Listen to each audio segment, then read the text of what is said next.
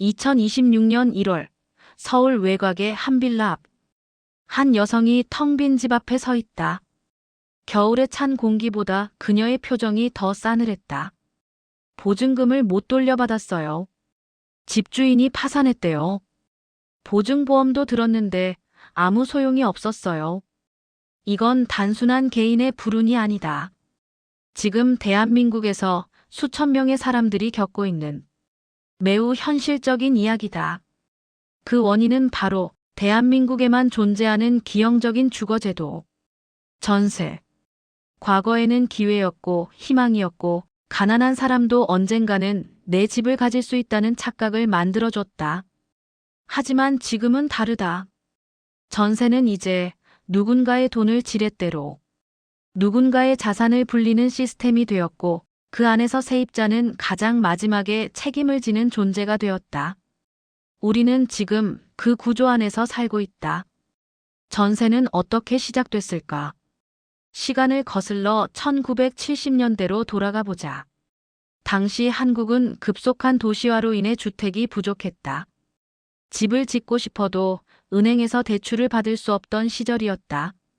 그래서 생긴 방식이 바로 전세다.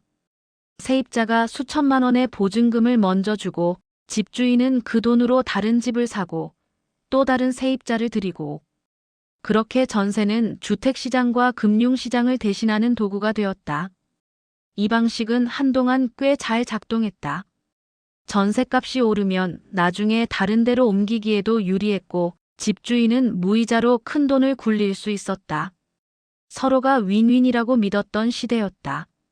하지만 시간이 지나며 이 제도는 점점 투기와 불균형의 얼굴을 드러내기 시작한다. 2000년대 이후 갭 투자가 본격화된다. 매매가보다 전세 보증금이 비슷하거나 더 높은 집.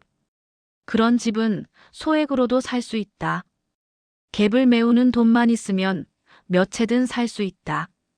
이때부터 누군가는 전세를 내 집 마련의 사다리가 아니라 남의 돈으로 사는 부동산으로 보기 시작했다. 한 채, 두 채, 10채, 20채. 그 집들에는 세입자들이 살고 있다. 대부분이 2030 청년 세대다. 신축 빌라, 풀옵션, 역세권, 계약금 0원, 전세 대출 90% 가능. 아무것도 몰랐던 청년들은 그 말만 믿고 계약했다. 그리고 1년 뒤 집값이 떨어졌다. 집주인이 대출을 못 갚았다. 보증금을 돌려줄 수 없다고 통보했다. 그 순간 모든 책임은 세입자에게 넘어간다. 보증보험에 들었더라도 집주인이 잠적하거나 파산하면 그 보험금도 쉽게 받지 못한다. 수천만 원의 전세 보증금. 한 사람의 인생 전부일 수도 있는 돈. 그 돈이 단 한 줄의 계약서 때문에 사라진다. 우리는 언제부턴가 당연하게 생각하게 되었다. 전세는 월세보다 낫다. 전세는 안전하다. 전세는 투자다. 하지만 정말 그럴까? 당신이 넣은 2억 원의 전세금. 그 돈을 은행에 넣으면 1년에 약 300만 400만 원의 이자가 생긴다. 매달 30만 원이 넘는 돈이다. 그 돈은 집주인이 가져간다.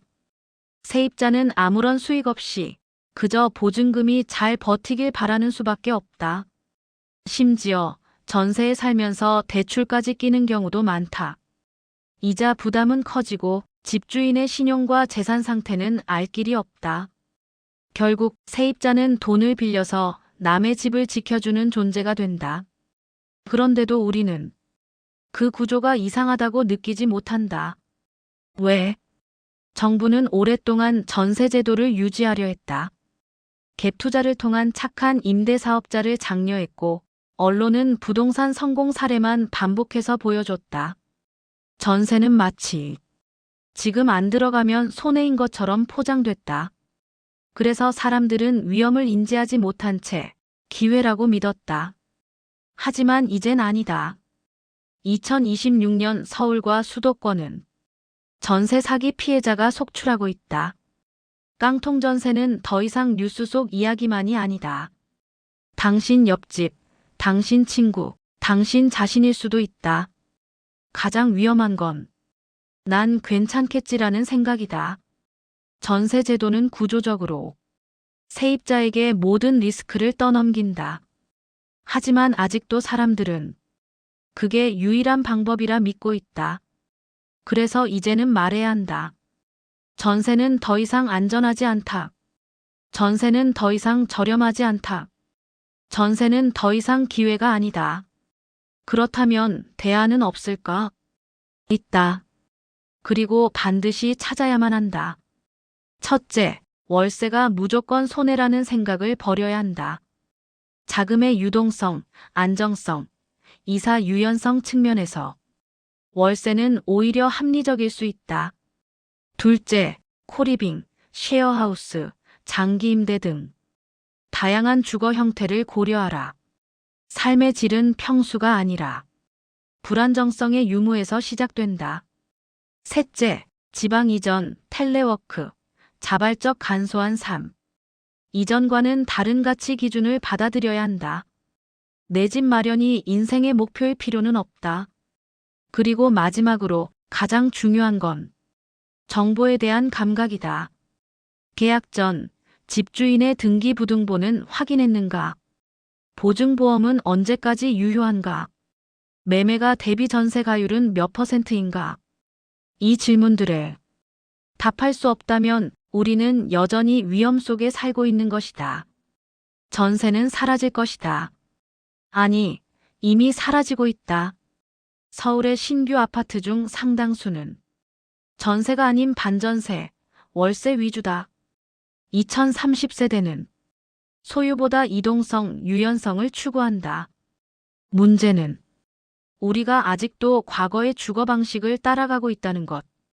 이제는 눈을 떠야 할 때다. 전세는 더 이상 당신을 지켜주지 않는다. 가족도 국가도 법도 전세 사기를 막아주지 않는다. 그러니 준비하자. 알고 행동하자. 그리고 묻자. 이 구조는 누구를 위한 것인가? 우리는 착취당하고 있는가? 아니면 스스로 착취당하기로 선택한 것인가? 이제는 선택해야 한다. 현실을 외면할 것인가? 아니면 더 나은 삶을 위해 구조를 의심하고 행동할 것인가? 이것은 우리 모두에게 주어진 질문이다.